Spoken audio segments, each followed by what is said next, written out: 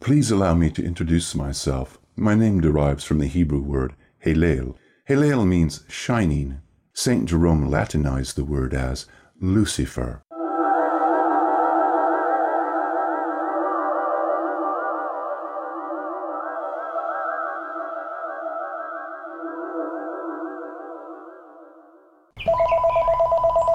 Excuse me, yes? All right, for the last time, tell me about the aliens, and no double talk. Who is this? You know who this is. Tell me about the aliens. No kidding around this time. Tell me straight up about the aliens. What aliens? You know what aliens. Images of aliens feature prominently in your talks on Beelzebub's tales to his grandson. But only because Mr. Gurdjieff portrayed Beelzebub as a misunderstood space alien. Exactly. Now what's that about? Well, it's just a playful analogy. None of that. Tell me why they abduct me. Why do they take my clothes off and do things to my body that I don't want them to do? You do not like them doing that. No. Then I suggest you tell them to go away. Okay. So, Beelzebub's tales to his grandson, yes. I mentioned the mystery of the year 223 in Beelzebub's tales to his grandson 1. But before we get back to that, I would like to simply say a bit about the name Beelzebub itself. It is taken from the Hebrew word Beelzebub, meaning master of a fly, loosely, lord of flies. Baal was the main god of the Canaanites, who were hostile neighbors of the ancient Israelites.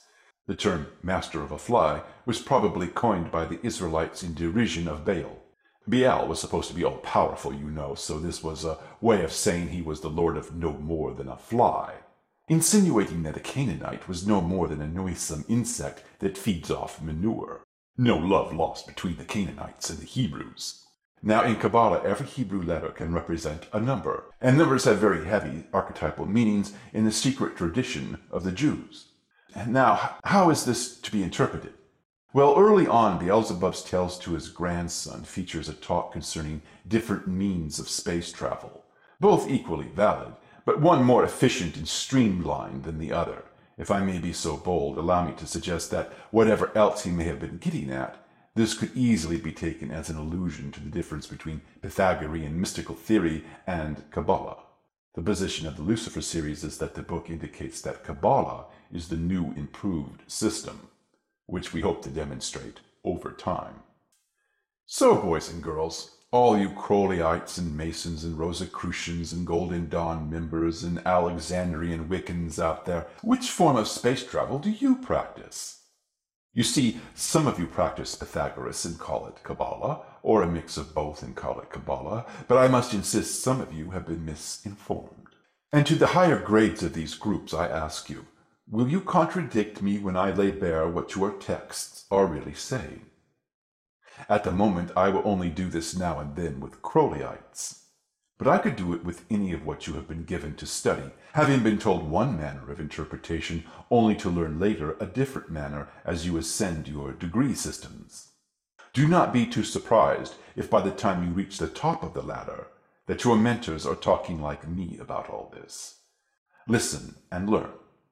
The first letter of Beelzebub is Bet, the number 2, which represents containment at its most elemental and a priori level, the outside and the inside, duality, the principle of containment, without which time and space would not exist. Indeed, time and space itself is dual, is it not? The second letter is Agin, the number 70. This letter represents consciousness.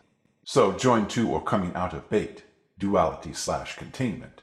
The duality therein suggests subject and object, the very fundament of perception.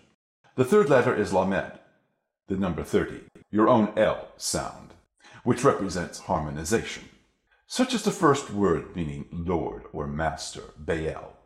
Taken altogether in this context, the context of mastery, said mastery needing to harmonize perception toward some end, let us say, that might best be put as a principle of perception in sync with something. To be master, to have will, to tell the boogeyman to go away, you must focus.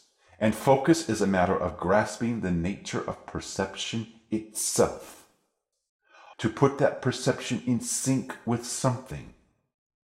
But in this case, in sync with what? Well, in sync with a noisome, pesky fly, of course. But how could this be in sync with a mere fly? Why?